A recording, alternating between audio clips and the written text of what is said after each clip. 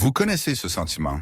Une boule dans la gorge, le cœur qui s'emballe, et pourtant vous êtes convaincu d'avoir entendu The Voice. Peut-être vous dit-elle de quitter votre emploi, de mettre fin à une relation ou de faire un saut dans l'inconnu. On dirait que Dieu vous pousse, mais l'anxiété ne vous lâche pas.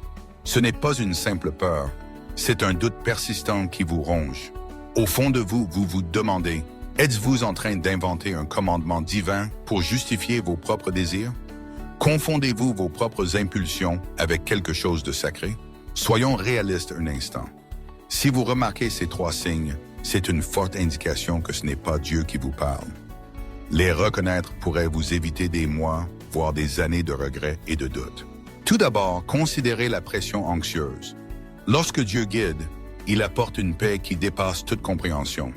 Pas une sirène stridente qui met vos nerfs à vif. L'Esprit de Dieu ne crie pas « Vas-y, vas-y, vas-y » dans la panique. Au contraire, sa voix est douce, vous invitant à avancer avec une assurance calme. Si la guidance que vous ressentez ressemble à une alarme interne implacable qui noue votre estomac et vous empêche de dormir la nuit, c'est un signal d'alarme. Vous rejouez dans votre tête les pires scénarios. Vous vous sentez jugé avant même que quoi que ce soit n'arrive et vous vous retrouvez incapable de vous reposer. Pensez au prophète Élisée suivant Élie, pas en courant frénétiquement sous la menace, mais avançant avec une confiance tranquille.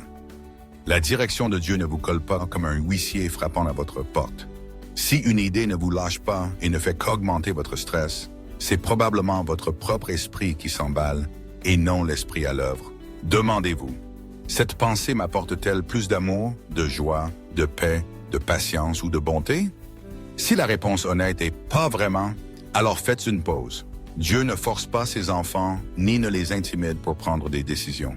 Il nous invite doucement, avec amour. Le deuxième signe, la contradiction avec les Écritures. La voix de Dieu ne va jamais à l'encontre de sa propre parole. Il ne vous dira pas de trahir votre conjoint ou d'abandonner vos responsabilités pour ensuite justifier cela avec un verset biblique choisi à convenance. Dieu ne manipule pas ses propres enseignements pour s'adapter à nos caprices ou faiblesses. Souvenez-vous de l'histoire d'Ananias et Saphira dans le livre des Actes.